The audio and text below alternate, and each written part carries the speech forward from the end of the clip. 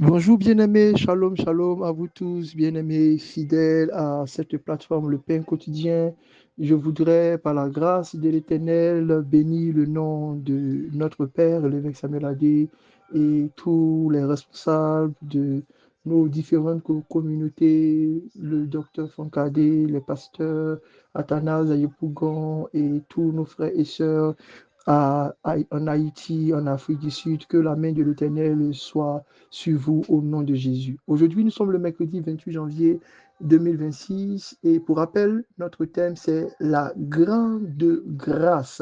Et cette semaine, notre thème c'est la nature de la grâce et ce matin, notre thème du jour c'est le salut pour tous.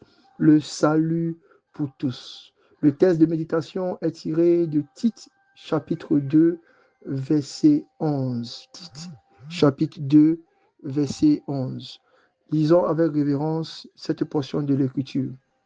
Car la grâce de Dieu, source de salut pour tous les hommes, a été manifestée.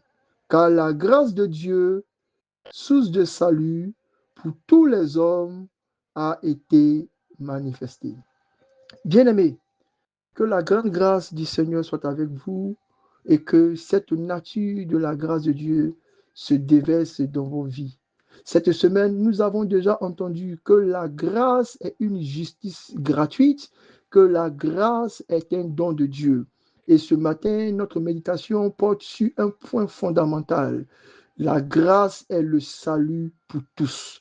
La grâce ne fait acception de personne. La grâce est déversée pour tous les humains, pour toute vie. Jésus, grâce manifestée de l'Éternel pour le salut du monde, est donnée pour tous. Pour les grands comme les petits, pour les vieux comme les bien, pour les malades comme les bien portants, pour les riches comme les pauvres. Dieu nous rappelle que ce salut, cette grâce pour l'humanité est manifestée pour tous les hommes. Tite nous révèle que la grâce de Dieu est la source du salut pour tous les hommes. Cela signifie que le salut n'est ni réservé à une élite, comme on voulut le faire les docteurs de la loi en cachant certaines lois, certains principes, certaines règles et en la distribuant seulement à ceux qui étaient proches d'eux, faisant en sorte que dans tout Israël, le peuple manquait de connaissance, le peuple périssait parce qu'il manquait la connaissance. Bien aimé, si le peuple périt, si en Côte d'Ivoire, il y a encore des gens qui sont en train de mourir parce qu'ils sont dans des religions, ils sont dans des pratiques, ils sont encore dans des choses qui ne sont pas celles du salut, c'est parce que ceux qui ont reçu la grâce ont refusé de la partager. Je prie au nom de Jésus que nous tous à qui Dieu a donné cette portion de la révélation de la grâce en Jésus-Christ, que nos bouches ne se ferment plus pour que nous puissions sauver au moins, si cela est possible, tous ceux qui sont dans notre entourage par la puissance et par la grâce de l'Éternel. La grâce n'est pas réservée à une élite. La grâce est réservée à tout le monde. Elle n'a pas de limite par rapport à un peuple. La grâce n'est pas seulement que pour les caucasiens, n'est pas que seulement que pour les mulattes, n'est pas seulement que pour les noirs. Non, la grâce est donnée pour tous les hommes. C'est un mensonge du diable de vouloir limiter l'évangile au Moyen-Orient ou à l'Europe. Bien aimé, Dieu, quand il est arrivé, il est descendu par Jésus-Christ, il a donné sa grâce, sa vie, son pouvoir pour libérer toute l'humanité. La vie a commencé en un point. La vie a commencé en Adam, dans le jardin d'Éden, pour se multiplier et remplir toute la terre. Et c'est comme ça aussi que la grâce a commencé par Christ en Israël pour se multiplier et pour se remplir toute la terre. Bien-aimé, la grâce n'est pas limitée à une situation géographique, elle n'est pas limitée à un pays, n'est pas limitée à une ethnie, n'est pas limitée à un peuple. La grâce n'est ni conditionnée par le passé de l'homme, même le plus grand brigand, le plus grand malfrat, le plus grand, tout ce que vous pouvez imaginer, même celui qui a tué, qui a fait du mal, la grâce a été pour lui. La Bible dit que le jour où Jésus devait être crucifié, on l'a envoyé après de lui, Jésus, Christ, fils de Dieu, et on a envoyé Barabbas, brigand et dissident. Mais Jésus, la grâce, a aussi permis de libérer le dissident et le brigand. La grâce aussi a permis de sauver sur la croix le pécheur qui s'est repenti. Bien-aimé, la grâce est donnée sans aucune condition à tous ceux qui ont la vie, qui recherchent la repentance. La grâce a été manifestée, rendue visible au fait et accessible à tous. Bien-aimé, la grâce de Dieu est manifestée pour nous tous. Oui, la bonté de Dieu, notre Sauveur, et son amour pour l'humanité ont été révélés sans tenir compte des temps d'ignorance, sans tenir compte des actions malsaines, sans tenir compte de notre péché et de nos iniquités. La grâce a été manifestée en tout lieu, en tout temps, jusqu'à ce qu'on sorte de la dispensation, du temps prévu par Dieu pour bénéficier de cette grâce pour tous les hommes qui veulent être sauvés. C'est pourquoi je prie au nom de Jésus que la grâce de Dieu soit manifestée de notre environnement en ce matin, pour que tout homme soit sauvé par notre canal, que la grâce de Dieu utilise notre bouche, que la grâce de Dieu utilise nos mains, que la grâce de Dieu utilise notre témoignage, pour que le monde entier parvienne à la connaissance de la vérité par le moyen de l'évangile. Oh, bien-aimé, l'évangile, c'est cette main, c'est cette puissance que Dieu a donnée pour que la grâce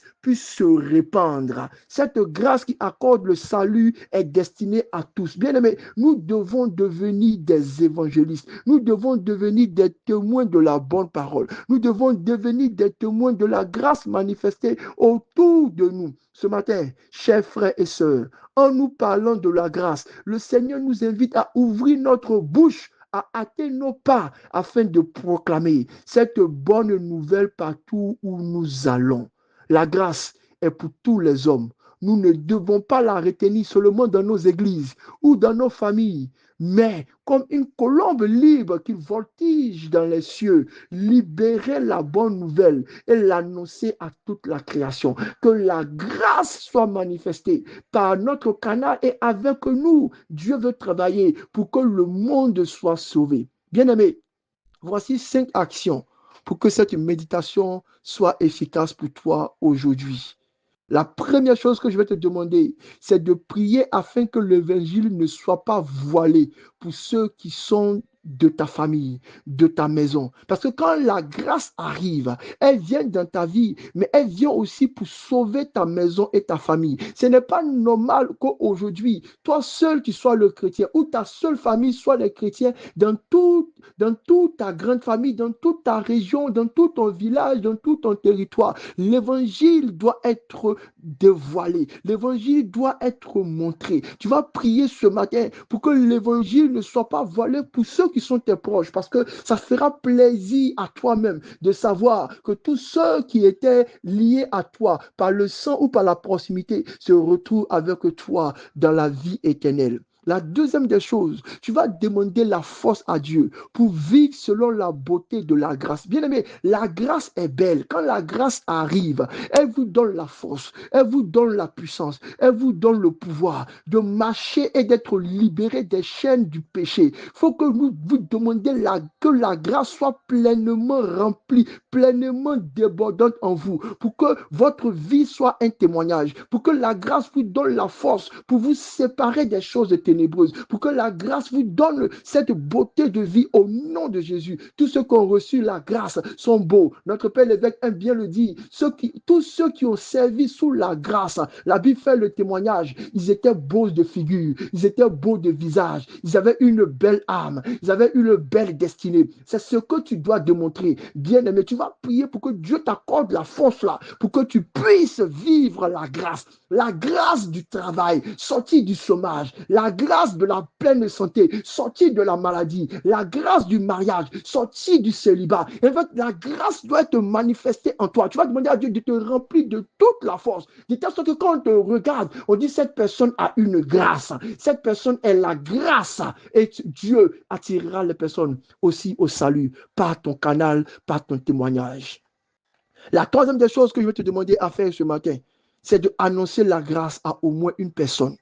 Quel que soit le moyen, si tu veux le faire de vive voix, si tu veux envoyer un message électronique, un SMS, un message WhatsApp, si tu veux faire une publication sur les réseaux sociaux ce matin, ne quitte pas cette méditation sans envoyer un message pour faire partie aussi de ceux qui annoncent la grâce. La Bible dit qu'ils sont beaux les pieds de ceux qui annoncent la paix, l'évangile de paix, l'évangile de grâce. Je veux demander au Seigneur de faire en sorte que même pour ceux qui sont timides, de pouvoir faire ce pas. Il y a une personne que Dieu va imprimer dans ton esprit. Il y a un oncle, il y a une tante, il y a une soeur, il y a un ami, il y a une collègue qui a besoin de recevoir une parole de grâce. Tu peux envoyer la main de Dieu te bénir ce matin. Au nom de Jésus, tu as signé juste ça et tu as déjà été participant pour annoncer la grâce. La grâce est pour tous, même pour ton patron, le DG. Peut-être quand tu vas lui envoyer ce message subtil, une lumière va monter dans son cœur. Il y a quelque chose que tu dois faire.